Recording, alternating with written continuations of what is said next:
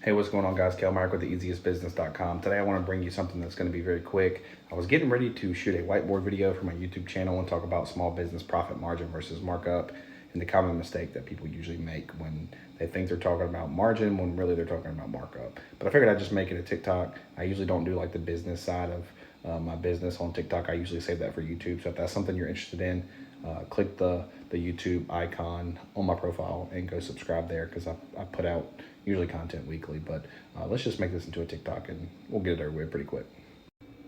Okay, so markup, this is what people are usually referring to.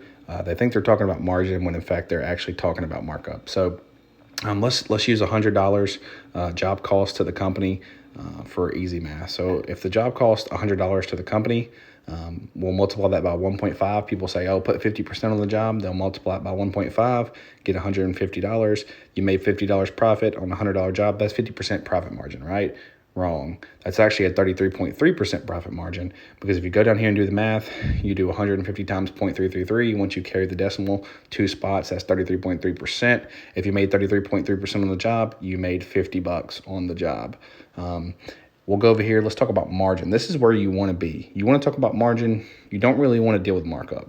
You want to deal with margins. So if it's $100 cost, you need to double your cost when you bid the job, and you need to land the job at double of what it cost you to do the job to get a 50% margin.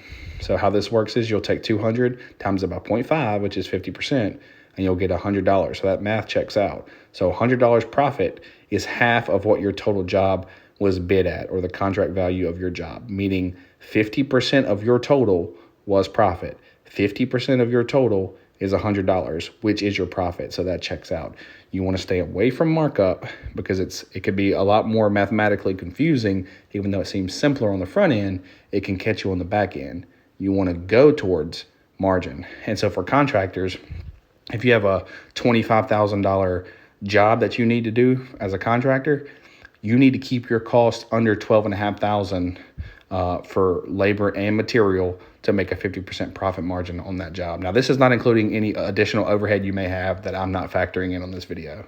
So that's up to you how you break that down. But this is just a basic overview of margin versus markup. Stay away from markup. You want to talk about margins.